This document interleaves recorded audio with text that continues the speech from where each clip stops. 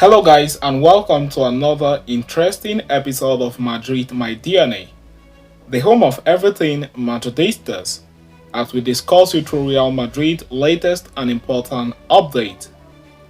Kickstarting with today's agenda, we are going to be discussing you 3 ways in which manager Carlo Ancelotti could fit Kylian Mbappe into his Real Madrid setup next season. We are going to be detailing you through that on this episode as we move forward. And shortly after that, we will quickly turn our attention to the next agenda as out of favor Real Madrid midfielder Daniel Ceballos could be sold in the summer if there is a good offer from an interesting club.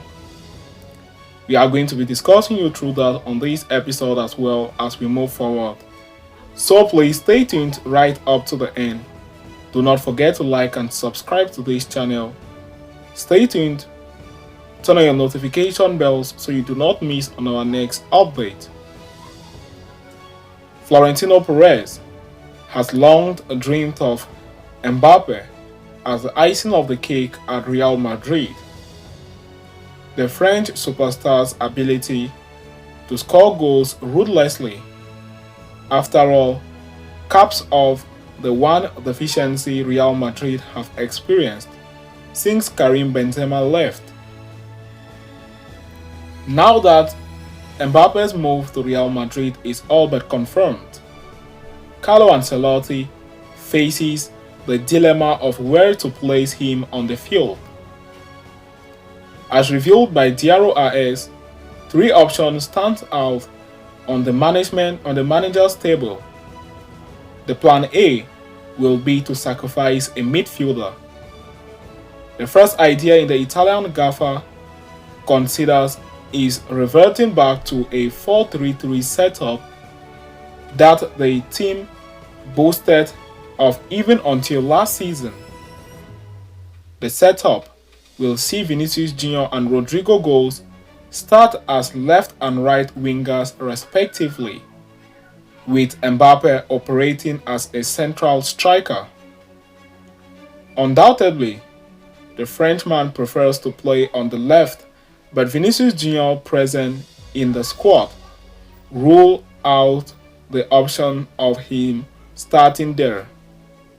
Moreover, Mbappe has taken giant strides in playing as a center striker this season under Luis Enrique at Paris Saint-Germain.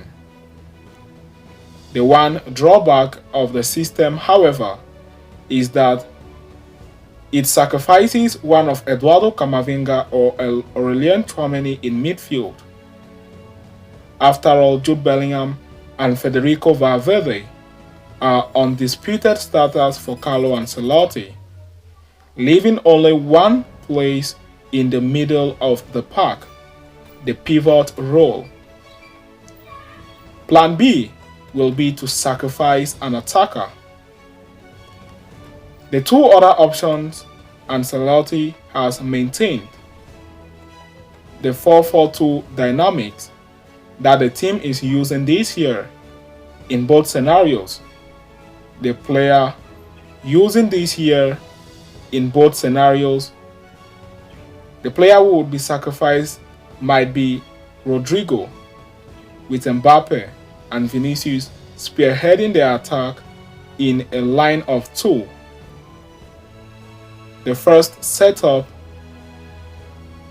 the manager could consider involves continuing with the 4-4-2 diamond shape, with Bellingham spearheading the midfield and the duo of Federico Valverde and Eduardo Camavinga just behind them. Tchouameni would complete the midfield as the pivot in such cases. The second option is to revert to a traditional 4-4-2 with Bellingham and Valverde playing as wide midfielders on the left and right wing respectively. Camavinga and Tchouameni in such a case would feature as a double pivot, providing extra security at the back and solidifying the setup.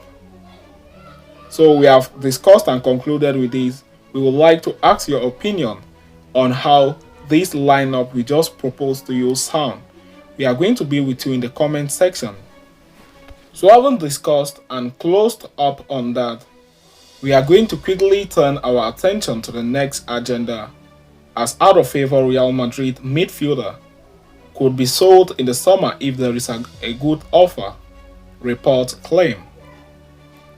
Spanish publication Mundo Deportivo has mentioned that Real Madrid are not ruling out the transfer for out-of-favor midfielder Dani Ceballos, adding that if there is a good offer on the table, the Spaniard will be sold in the summer. The outlet also mentions that since he is still 27 years of age, Real Madrid are expecting that there will be no shortage of suitors for at least one more year. Ceballos, who spent 2 seasons on loan at Arsenal, has played just over 500 minutes of football this season, scoring a solitary goal across 19 appearances.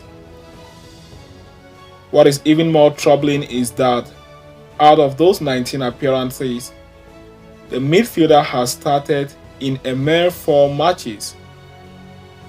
At the beginning of the 2023-24 season, ANCELOTTI affirmed that he is quite satisfied with Ceballos' attitude, which was one of the reasons why he was offered a new deal signed until 2027. Sadly enough, the 27 years old has constantly struggled for fitness throughout the season, forcing him to miss almost 2 months of actions spread across the season throughout various problems. In all honesty, the Spaniard was expected to have a prominent role this season, but injury issues coupled with Ancelotti's midfield preference has forced him to take the back seat, and nothing would change that for the rest of the season. The sooner Ceballos realizes he does not have a place in Real Madrid's squad, the better.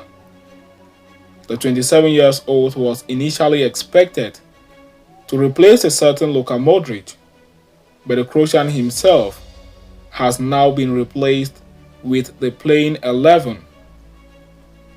At present, Real Madrid are working on acquiring Mbappe, who is very close to joining, and in order to comply with all the financial respect, the team from the Spanish capital will need to generate income, and Ceballos could prove to be a decent cash cow. Considering that he has a contract until 2027, they can expect a decent transfer fee. As far as suitors are concerned, Aston Villa were expected to make a move in January, and given that he has already played in the Premier League, Unai Emery's side might as well try their luck in the summer. So having discussed and concluded with that, we have come to the end of today's interesting episode. Thanks for following us right up to the end. Please do not forget to like and subscribe to this channel. Turn on your notification bells so you do not miss on our next update.